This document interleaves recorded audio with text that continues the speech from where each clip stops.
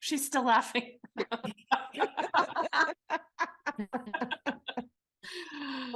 That's so funny.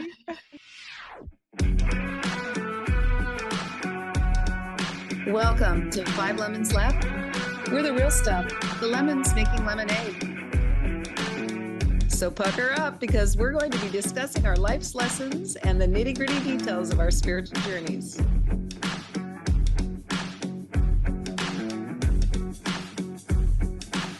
Hey y'all, I'm Amanda. And I'm Drusilla. I'm Melissa. Hello, this is Morgan. And I'm Penny. Welcome to our podcast today.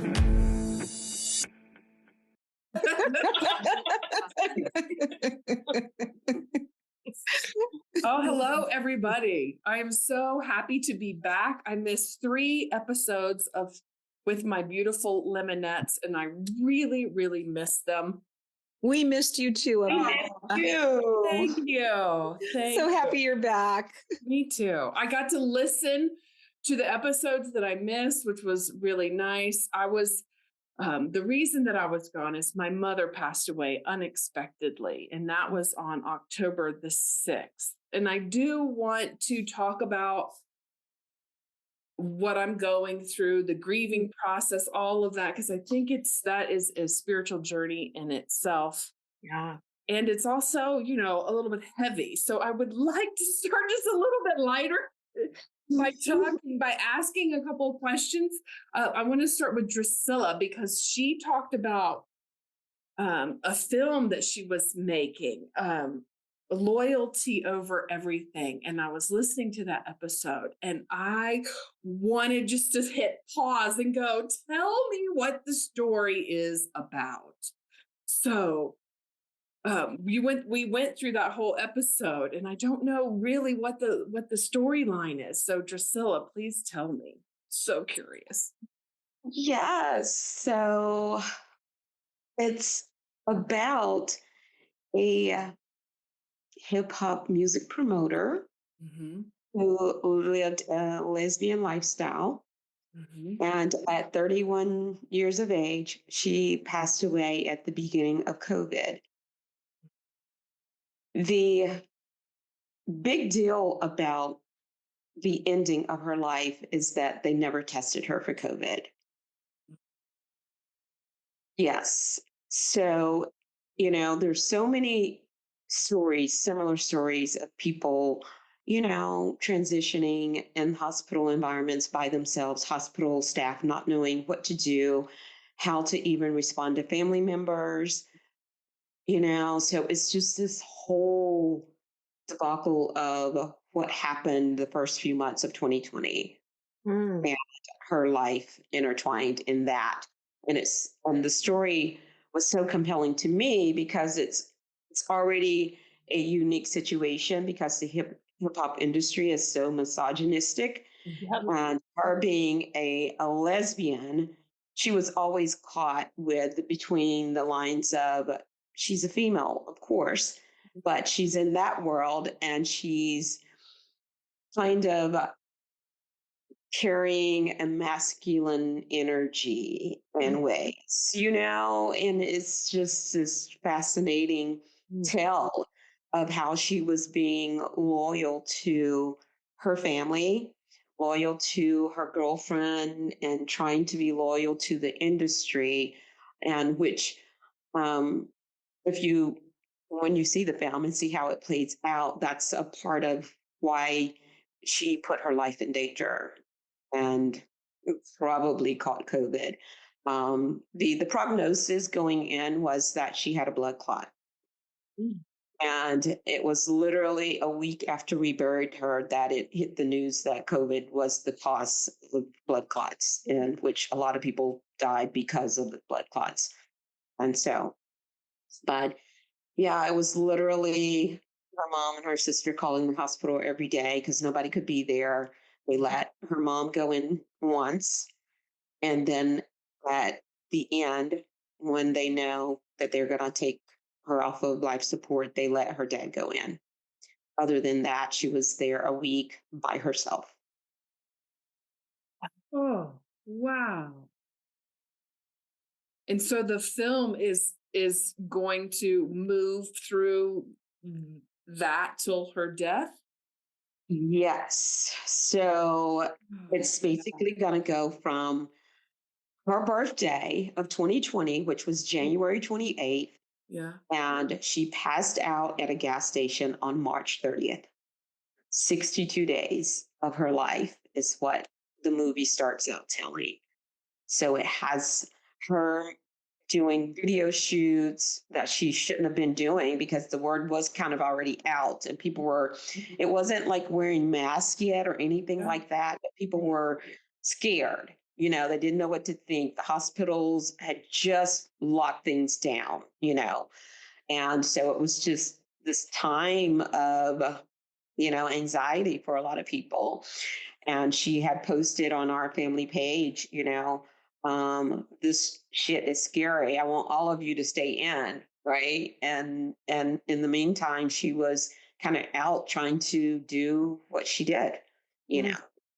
And yeah, and it turns out that her friend and her girlfriend knew that she was having complications and wasn't feeling well, but we didn't know that as a family.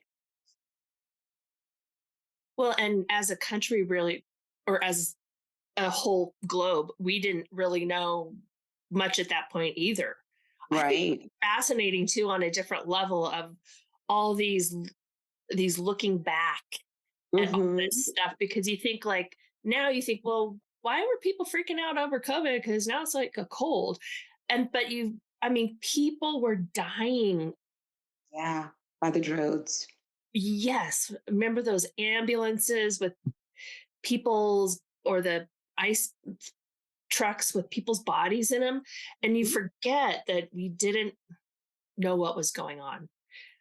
Yeah. And that whole like back and forth must be really interesting to portray in your movie of like, does she know what's going on? Doesn't she know what's going on? Is she following the rules? Are there any rules? Mhm. You know? Wow. And did she have, you remember how we used to say, were there underlying conditions? Did she have anything going on medically before she got No, blood clots? Wow. no, no. I mean, she Healthy, 30. mhm, never had anything. Gosh, I cannot wait to see it. Me either. I'm so glad I asked that question. Me too. Yeah. So Drusilla, thank you. And it was really, I liked hearing about your spiritual journey through that. So it was maybe 2 or 3 episodes ago. And the name of the film is Loyalty Over Everything. And that's also the name of the podcast. Yes. If anyone wants to go back and listen to the spiritual journey of Drusilla's spiritual journey. And you said something else that really struck me also, Drusilla. You said like you didn't have time to do your spiritual practice in the morning, and maybe you didn't use these words, but what I got from it was trusting that you had all these spiritual dollars in the bank. And Mhm. that is something that I have relied on since my mother passed away too, is my brain really isn't connecting with anything. I keep trying to hit the reset button, you know, like on a fuse, you keep flipping it, Yeah. it keeps flipping back off. So Mhm.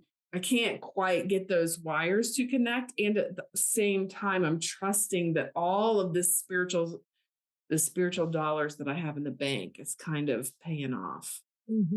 Yeah. So that Yeah. also very similar, like, you know, so that's, I'm glad that you said that. I'm like, yes, that's exactly what's happening. Mm-hmm. I Yeah. can't wait for you all to see the underlying spiritual messages in the film. It's amazing. Me too. Me 3. Yeah. Me 4. Yeah. And I know Morgan too, wherever she Yeah. is. Yeah. And I'm having kind of interesting internet issues, so I hope I haven't caused too much disruption. Not Not at at all. all. We're Okay. glad you're present now. And the other podcast that I listened to was with Sarah Shearer, and the name of that one was Soulful Nourishment. From binge to balance. I believe I got the name of that Yes. right. Mhm. And Sarah Shearer is a member of our community, and she works in nutrition. She is working to be a spiritual counselor. And there was a conversation about incorporating spirituality into her practice, which is huge, a huge thing that we all are doing. And one thing I did after I listened, I did text Sarah this as well, is I would like to put forward in this one mind that we live in, there's other words for it, but like I said, my brain's not firing on all cylinders still, is that her healing, the journey that she talked about is her client's healing. So there's actually no way to separate her spiritual healing from her clients. Yes, That there's is a, yeah. hmm I'm sorry, Drusilla, what were you going to say? no, I said that's so true. Yeah. I felt the same thing. And when I was working on the film, it was like so many spiritual connections, so much healing going on. It's just, yeah, it's there. You can't separate it even if you wanted to. Yeah. So that's what I got out of listening to that, is like, yeah, it really dawned on me. There is no separating it. And I love that for Sarah and for her clients, even if Sarah's not talking about specifically spirituality, but being, having one-on-one conversations with people or group conversations or being in the presence of people. You bring your stuff with you. You bring your healing with you. You not only bring your baggage, but you bring your healing. So Amanda, it's kind of like what you said, your spiritual bank. So Yeah. it's almost like Sarah's bringing her spiritual bank to her sessions about people's bodies and nutrition, and so they get some of the money in her bank because her bank's so full. Yeah, I love that. I love that. Yes, I didn't hear that in our talk, Drusilla, but I love that too. I don't know if it was you who created that, but that is really a great analogy.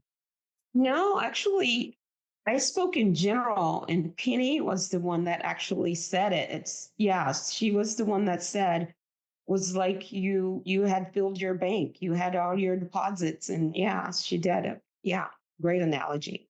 Yeah. Nice one, Penny. And it so wraps into like my experience that I've had since October the 6th. That So bank. tell us, Amanda. Yeah. Wow. Yeah. So my mom loved adventures. I think I've said in this platform before. That's a big thing that I got out of from my mom, is love of adventures and bad jokes too. So like us laughing every time. She loved telling bad jokes. So she was on an adventure in Africa. She was on a safari, and she passed away. No, we don't think nothing malicious. She was, my brother and her and I texted every day for several years in the morning, good morning. And then she was saying that she was tired, a couple of days, and that she was kind of ready to come home. But, I totally get that. She's 83. Lots of traveling and moving. And so we were encouraging her to rest. And she was like not going on every single thing planned. She was, deciding to take it easy. And so she didn't text one morning, and my brother said, and my brother is the one like, what's going on with, like, Mom, where are you? And then he got a call later on from Nancy, her friend that she was traveling with. I don't know if it was from Nancy or from the embassy, the American embassy. Oh. that she had passed away. And Mom was very, very organized. And Nancy, her traveling companion, was also very organized. So they had all kinds of trip insurance and, accidental death or, all of that, extra insurance that you don't think about. So that was all paid for her coming back, because that is, I think the only time that I saw like a running total, it was at like $12,000. Wow. I have no idea. I knew that we had insurance, so I couldn't focus on that part of it. My brother handled that. And so it took a little bit to get her back here. And since I wasn't the one on the phone daily doing it, I knew that she was coming home. I knew that that all of that was going to happen. It wasn't going to be immediate. So I didn't have any stress over that. Like, I just didn't. I knew that she would come home. And so, a couple of days after we found out, my brother and his wife drove to her house in Wilmington, and I flew out there and cleaned out her apartment, which was really super interesting. There's lots of things to do when someone passes away, lots of things. And my mom is huge, organized. She had a trust set up. I mean, she ticked all the right boxes, but there still is a lot to do. Yeah. So, my brother stayed for a little bit, and his wife and I started the cleaning out process while he was collecting all the paperwork, and he went home. And I really wanted to stay in her house. So I got several days. I didn't take a long time to do it. Just several days of going through her stuff, of, really having conversations with her about stuff that I would have, joked with her about anyway. Like, so in her kitchen, this one area, like, is stuffed full of those plastic bags, right? She used them for trash bags. So we had some jokes about that. And like in one of her suitcases under the bed was like a whole broke down suitcase full of bags, like, that you would take to the grocery store, like all kinds of other stuff. So we got a big laugh out of that. And I got to, see all her stuff and touch all of it. And, so I stayed really super, super duper busy. And even though I was in communication with Mom. And then when it was done, so like on the last night I was there, my cousin came to pick me up. And Mom loved Willie Nelson, and we got one of her CDs out of her car and put it in when we were leaving. And Georgia came on, which was my mom's name, and we were leaving, and both of us just lost our shit. I bet. Oh my God. Oh my God. Because like, and I was finally to the point where like, okay, so this task is I checked that box. Mm-hmm. And then I was looking around at this apartment that my mom lived in that I had completely erased my mother from, right? Like getting something ready to sell. There's nothing personal left in there.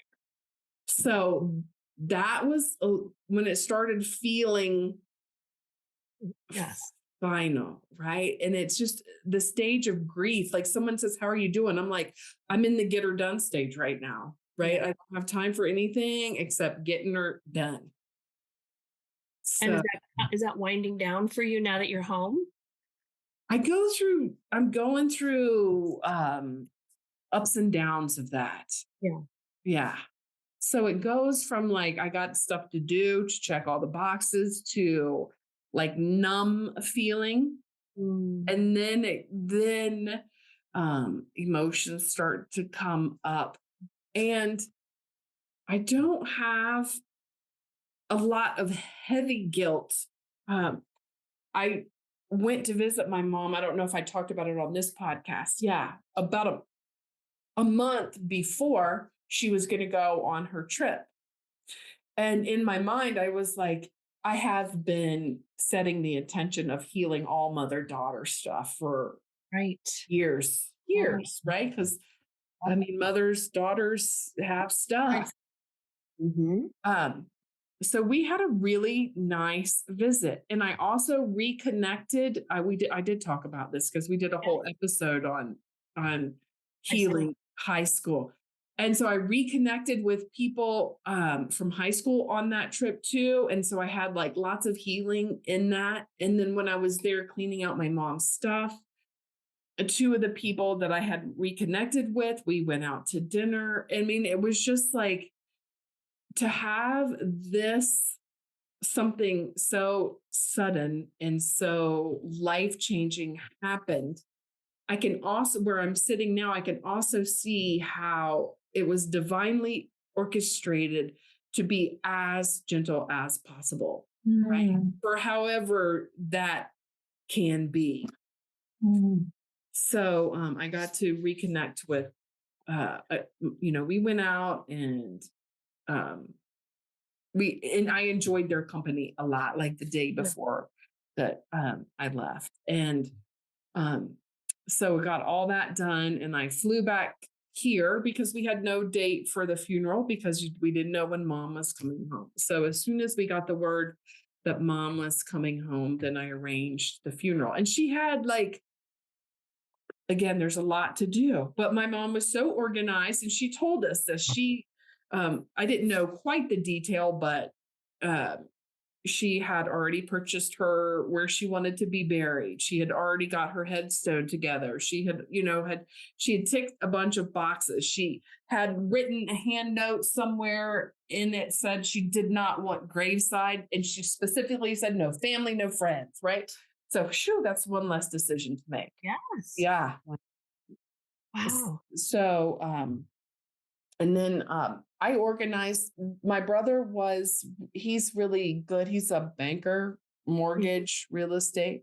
So he's handling all of that side. And I cleaned out our house. I cleaned out our shed. I arranged the service, things that I'm good at. Like we kind of divided those tasks. So my husband and I have a truck and a travel trailer and a dog. So when we went back to the funeral, Mike took off like 10 days and we made it an adventure. We took our time driving out there, which is about 26-ish hours drive. And then we had a place at night where we could go, that was just our space. And so that was really nice. And in the funeral, what I noticed as well as, again, being a spiritual being, some people came up to me and was telling stories about their mom. And a couple times, like I wanted to get annoyed, and I'm like, this person needs something. Like, this person is grieving in their own way and needs to tell the story. So I was able to like go into my spiritual counseling mode. Again, my bank, I'm like, okay, this is what's happening. There's no reason to get annoyed. Like, but people in the South like come up to you, like talking in your face, like they're in your space. So like, a couple times I just inched back a little bit just to have a little bit more of personal space. But that was interesting. But I was able to allow that to happen without getting twisted up in it. Yeah. Which is So Amanda, yeah. Can I ask a question? Yes, please do. So did your mom just not wake up one morning and that's how they found her? She was fine the day before and then she just passed away? She was tired. And she didn't they went on an adventure. They went to see big sea turtles and butterflies that morning. And then she didn't want to go to dinner. She asked Nancy was her traveling companion, to bring her back a couple of bananas for dinner. So Nancy, went to dinner and then came back, within 30 minutes. And mom was on the floor in the bathroom. Already had passed away. She had passed away. Wow. Yeah. So we didn't have an autopsy done. The coroner in Tanzania said, I don't remember exactly what it says on the death certificate, but it says something cardiovascular-ish, something like that. Probably. And, yeah. So, I mean, no foul play, no anything. And I feel good about the way, like, she was on an adventure. She was doing what she loved, right? Mhm. The anniversary of my dad's death is on the 9th, which is 2 days from now. Mhm. And he died in a boat race. Mhm.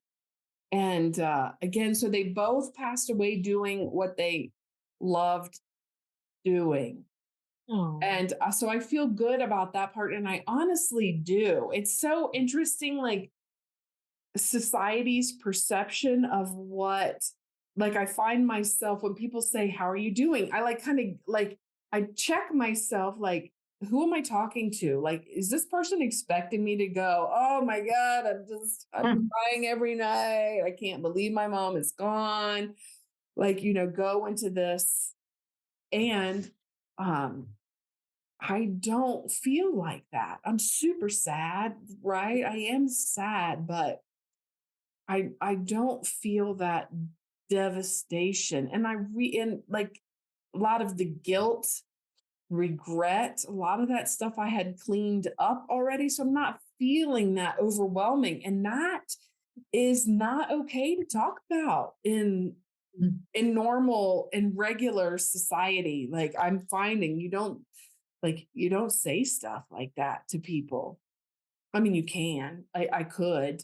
And if I really wanted to take the time to explain it, but most of the time I just don't. Like, I have a very narrow bandwidth these days. Yeah. Yeah. So Amanda, do Yeah. you, besides your bank being full spiritually, like, okay, I can just processing stuff. Do you feel like you have a different spiritual perspective about death and where your mom is now? And like you opened up, the oneness, Mm-hmm.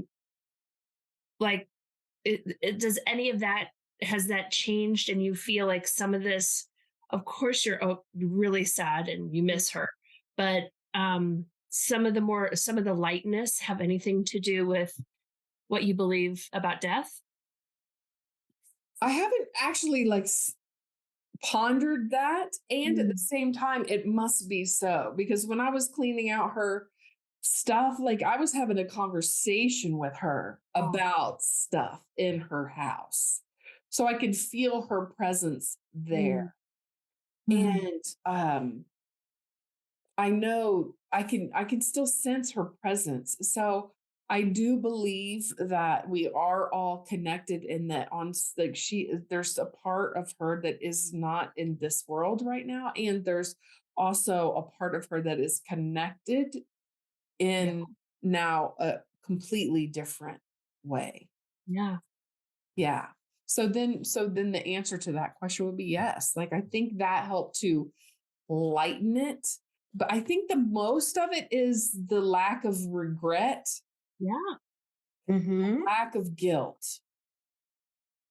Mhm. Well, and I remember earlier this spring, your mom was on the forgiveness workshop with Yeah. you, or forgiveness writing workshop with you. And I remember you saying, I don't know how it's going to go, but Yeah. I'm inviting her and she's coming. So, yeah. I found that paper that she started writing. She didn't fill in all the questions to the forgiveness letter, but she filled in a couple. And I'm like, oh, it's so interesting. So there was a Was lot. that at her house? At her house and her stuff. You found it at her house. Yeah. Wow. I mean, you got to go through everything, right? Yeah. Yeah. Oh my gosh, she had an extra set of teeth in her bathroom, right? I did. As soon as I walked in, I'm like, I love you, Mom, but I'm throwing these babies away. I cannot look at this every day. You didn't try them on? Oh. Oh, that's wrong. No, I didn't. My grandparents used to have their dentures, and I used to try them on to see what it was like. Well, that Extra explains teeth, a lot, Melissa. doesn't it? Oh my gosh. Yeah. Oh, And also that she was so responsible. I am dealing with talking about estates with my father and my mother, who are different Yeah. estates. And just that's just so responsible and kind, and probably some of the gentleness that you were talking about really comes from her having done so much, knowing that you and your brother were the ones that were going to have to do it if she didn't. Yeah. Yeah. It was very organized, a big binder, because there was most everything was in a trust. So, except her car. So, and that's the only thing that we're really having a hard time dealing with. But I mean, in the grand scheme of things, it's been so easy to move through this process, like the logistics of it. Yeah. Yeah. I would love to know, what is it that you're going to miss the most about not having your mother anymore?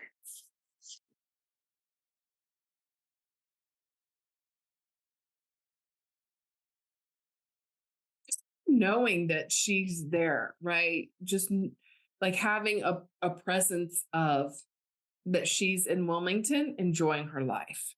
Because the last several years she lived in downtown Wilmington, like right on the river. And I mean, like, I really enjoyed knowing that she was living her life and just really enjoying that. Mm-hmm. So, and she just did tell some stupid jokes. She would do some really bad jokes. So I'm going to miss those too. Yeah. That's beautiful. Mm-hmm. Yeah. Are you still texting with your brother every morning? Yes. And part of this, so my brother and I grew up in different households. So like right when my brother hit high school, he went to live with my dad in Kansas, and I stayed with my mom on the East Coast. So my mom was always, not always is a bad word, but yeah, she was always trying to get us to communicate more, always trying to bring us together to make us closer. Yeah. And we have been in a lot of communication over this month. And we both have said that that is something that mom would really, really like. So I don't know if we'll continue the daily text, but certainly there is a closeness. Oh, And good. also, yeah, there's a recognition of stuff that we need to heal as well. Mm-hmm. So my brother, and it's nice to get all this out, right? Just to heal these wounds. Death is a reminder of the things that are left hanging. Right. Yeah. Okay, I have two observations. First is, Yeah. just like Sarah, that Amanda, you were talking about, she's bringing her bank to her clients. All the stuff that you're still healing, you're just gonna bring all that to the people that you're going to serve from here on out. I think it's very profound. And I don't remember the second thing. I'm sure I will. Yeah. But I can't remember it.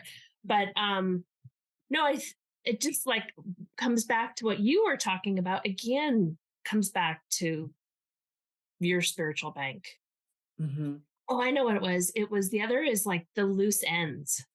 I feel like since I've been working and doing work with high school and really trying to heal stuff with my mother, that I have fewer loose ends. Yeah. Like just the situations that didn't close, or I didn't feel a closure on. Yeah. Letting some of that stuff go is huge. So big. So big. Well, Amanda, one more question for me. Is there any one big question you still have that you wish you could ask your mother and have the answer to? No, I don't really have any. No. Easy. Uh, Wonderful. I don't know how things will shift and change, right? I don't know, but right now I'm feeling pretty good, feeling at peace about it. And you seem very present. Yes. Well, I go back and forth to like really numbing, like really embracing that numb feeling. And I've talked about it before. I love food, is my number, right? Like I eat sugar, cookies, cakes, all of that. So I go through phases of checking out, just checking out completely and doing whatever I need to do. And then so probably within the last couple of days, like once we got back from the funeral, like, okay, I'm gonna clean out the camper. I'm gonna clean out the trunk, right? Like yesterday, I think I bathed twice in one day, right? I mean, like today I took a bath. So like I'm celebrating just, those types of things. Like my kitchen now doesn't have, like is clean-ish, right? There's not stuff everywhere. So I'm starting to see it in my surroundings. My consciousness is starting to get cleaned up a little bit. Yeah. Did you bring much of your mom's belongings back home with you? Oh, not a bunch, but she has this lamp, like, wow, like a lamp, like you would not believe. She traveled all over the world. She worked all over the world. And I'm trying to pull up a picture of the lamp so the people can see. I'm going to see if I can get it done. Give me a minute and I'll do. But it is a lamp and she got it in Rotterdam, and it has Oh my gosh. so Love it. it has the lampshade of like that of That the is neat.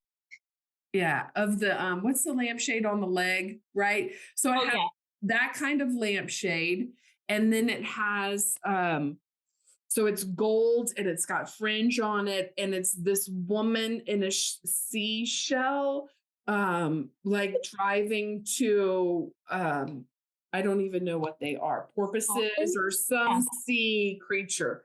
And she has had that lamp, and I was like, that lamp is mine. Nobody fought me for it. And oh, so I do have that. I have a couple of things and like weird stuff. Like, so like I'm such a practical person, like clothespins. I needed more clothespins for my clothesline, and she had a whole bunch. So this morning I was hanging out my clothes. I'm like, oh, mom, and then she had a couple of wind chimes. I'm going to hang outside. Just some small stuff. Yeah. That just remind me of her. Like she had these brand new towels that I got for our camper, and just stuff. Yeah. So that's nice little reminders. Yes. This was hers. My leopard print that I'm wearing today was hers. So I have just a couple pieces of clothing that translated from her to me that I kept. Yeah. Oh, that's cool. Yeah. What do you think is most your traits that are most like her?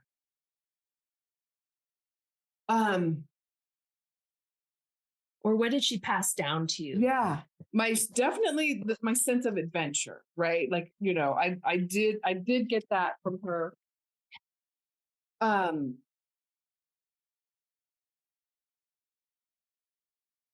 Telling bad jokes, like I do that. Like she was a funny, very outgoing person, and to hear her friends talk about her, right? Because like the mother-daughter thing, like I didn't see it as much. And then when her friends were describing her, like she liked to go do stuff, she liked to laugh, so I got that from her, a little bit of a lighter side, especially in her later years. Once she put down a lot of the everyday life struggles, where she was just living, she was walking everywhere downtown. And, the last couple of years, certainly we created a stronger bond for us. Mhm. And also, Yeah, go ahead. Yeah, go ahead. this was not the heavy breathing conversation I expected, not at all. Yes. So Good. inspiring, Yeah. because we all possibly face that if we don't go before our parents, right? So, Right. I mean, it's inspiring. Yes. Mhm. And also, everybody deals with it differently. Yeah. Everybody, we've said this before on here, there's no getting that wrong, right? My way is not everybody's way. But I feel pretty okay with it. I feel pretty good about where has landed so far. How's your brother feeling? It's to me, again, like, this is me looking at him. It seemed like it was hitting him a little harder or differently, I should say. It's hitting him differently. Like, he didn't want to be in mom's stuff. Like, he didn't want to clean out mom's stuff, go through her stuff. And he handled all the financial stuff. So I don't know. I don't know what this, I don't know if they had unresolved stuff or not. I don't know that. And I don't know if I'm going to ask either. I don't know. Baby There's stuff. Sorry, there's something about, like, a daughter can kind of go through her mom's personal stuff where, Yeah. I mean, not always, of course, but it might be a little easier. Yeah. I think women, this is so sexist, but I think women handle stuff better than men, like emotional stuff. Yeah. Yeah. I think it depends. Yeah. You're right. Yeah. Yeah. That was a very general statement. Yeah. Yeah. Well, Amanda, we're just really happy that you're back and that you got to take the time to really honor your mom and to be able to go be with her in her stuff Yeah. as you cleared it out. It's just what a beautiful actual, and I think for me, hearing you say that you like went through it within a matter of days, not years. Sometimes people can't get through this stuff for years. Yeah. And I think that's really a testament to all the work that you've done too. Yeah. That you were able to stay focused. And yeah, right after somebody dies, I think everybody gets kind of busy. Yeah.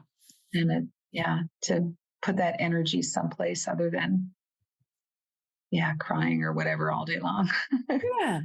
Yeah. And there is heavier stuff that I might talk about later on that like came up going through old pictures. Like, I don't want to start that now, but we could have a whole, several podcasts on other stuff that came up that I noticed in pictures and, yeah. Something you're still grieving. You're grieving, and this is grief. Yeah. And grief comes when you least expect it. Unexpected, because everyone has their own grieving process, and that's something you're not just over in days. No. Like when my dog had passed away, I don't know, 4 or 5 months ago. And it felt so different. Like it felt so different. I had a lot of guilt because he died in pain. And I took that guilt on. It was super duper sad. And like and several weeks later, or maybe even a month later, I just laid in bed and cried and cried. And that was that process of going through it with my dog, which was several months ago.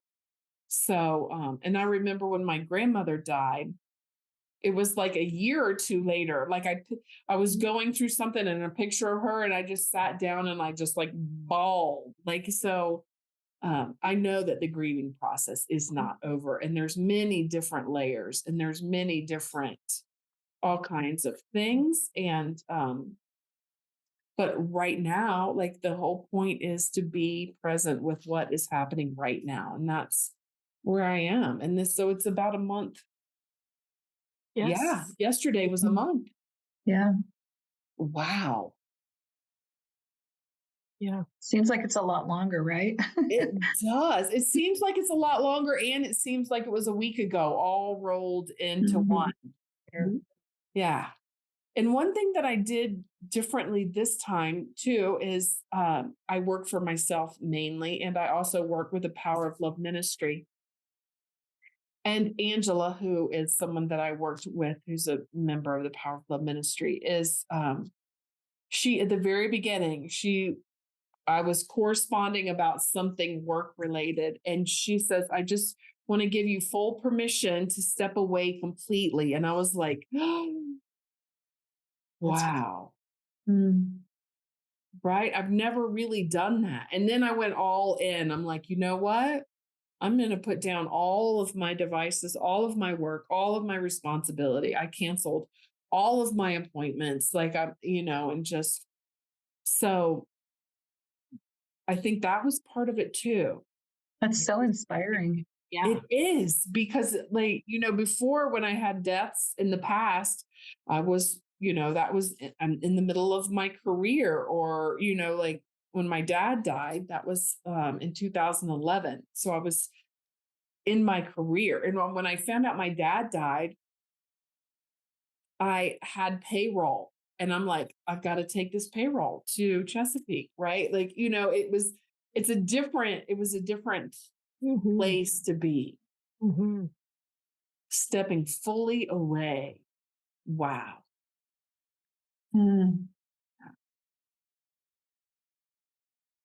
Wow. Well, I also want to know if there were any miracles or signs or things that. Yes. Yes.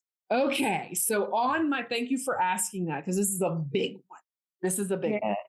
On my last day, like I was taking like there's a dumpster in the apartment building, right? And not everybody dumpster dives, but I've gotten a lot of stuff beside a dumpster.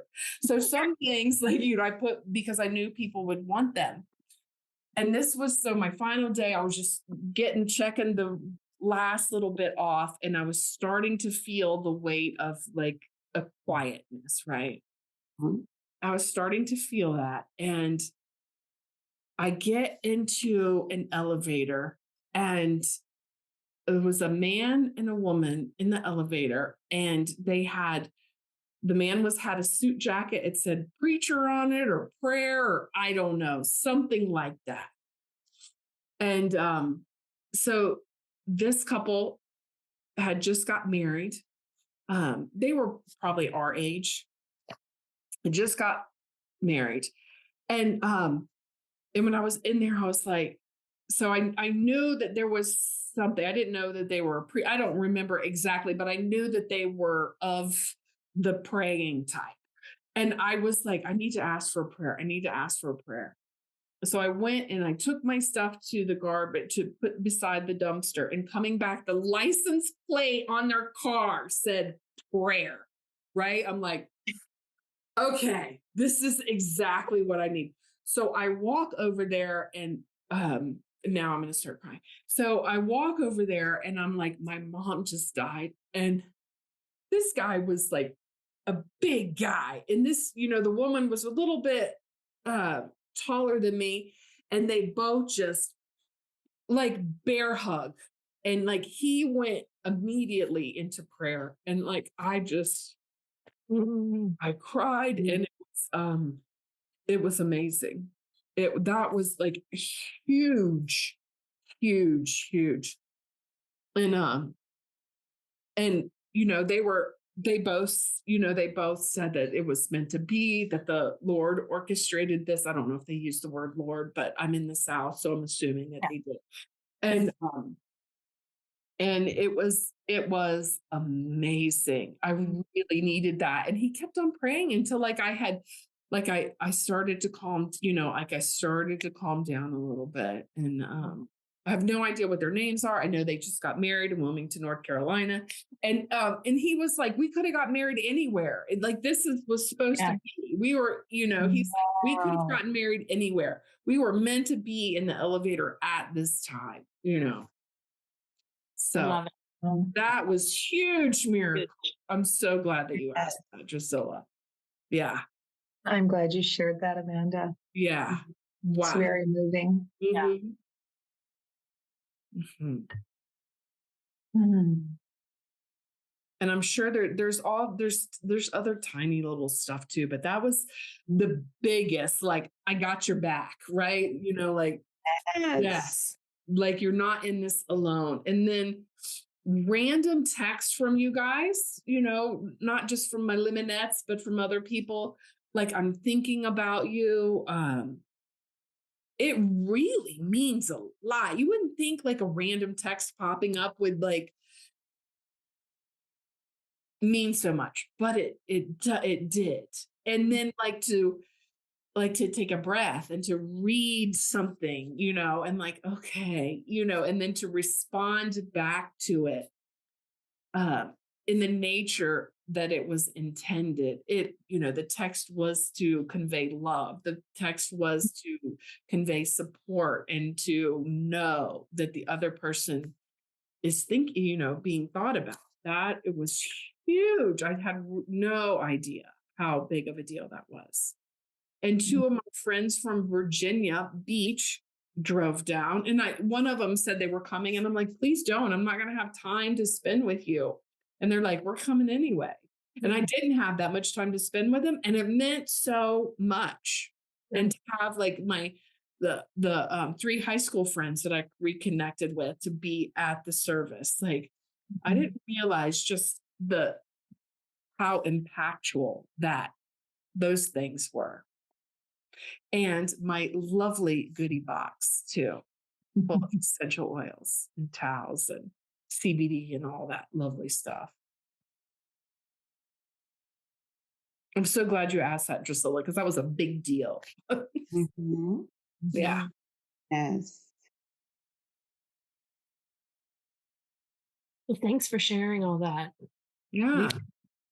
We've been thinking of you every day, and I was thinking about our episode Holding Space. This is Holding Space. This is Holding Space. Yeah. I'd like to end with just a poem. Carla Mahle, who is part of our ministry as well.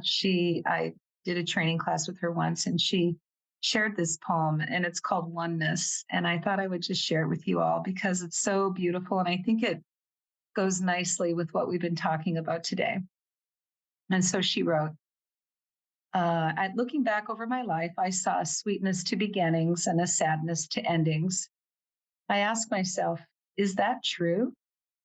Well, it was how I experienced it then, and I know now I get to choose, and this is what I choose to see and experience. There are no endings. There is just a change, a shift, a transition to a new experience. We may not interact in the same way or be in the same form, but the energy that you are and have extended is forever with me and part of my being in perpetual togetherness, oneness. And she wrote that in the spring of 2014. Oh, Oh, I love that. yeah. Yeah, she's a gifted poet. Can I share a little snippet of a story that just reminded me of? So the same niece that I wrote the film about, during the time when she transitioned, the week of preparing for her funeral, I spent so much time with her mother, which is my sister, and her sister, her only sister, and helping them and cleaning out her apartment and doing everything I could do. I, completely just surrendered myself to being there for them and helping. And I came back to Atlanta the day of the funeral after her service. And before I went to sleep, I said to myself, I wonder how long it'll be before Samantha comes to see me. That very night, I had a dream. She was hugging me around my waist, and I was just laughing, and she was just laughing. And I was just like, what are you doing? And she was just laughing so hard. And it was just such the kiss on the cheek. It was Oh, just such the thank you for being there for my sister and my mother. It was just like what you just said, Penny. It was just another form. And I clearly felt that, clearly felt it. This is the first time I'd ever really felt that and truly saw it as the way you just described it. That's beautiful, Drusilla. That is. So I have a couple Post-its to share. I think we're coming to the end of our podcast now. And so there's so many good stuff. Life can be divinely orchestrated to be as gentle as possible. I love that you were saying that everything was orchestrated so it could be gentle for you. Mm-hmm. And I love that. Bring your healing with you. Mm-hmm. And then the final one is put down your everyday life struggles and enjoy life today. Oh, yeah. That's a good one. Mm-hmm. Yeah. Those are great, Penny. Yeah. What a beautiful episode. I just want to thank all the listeners for being with us today. And as always, if you have any questions or comments, you can go to our website, 5lemonslaughing.com, and you can post a question there. You can find us on all the social media platforms, except for TikTok. And yeah, you can find us on all the podcast platforms as well. We just really, really appreciate your love and support. And we'll be back next week with another amazing podcast. So stay tuned. Thanks, everybody. bye, everyone.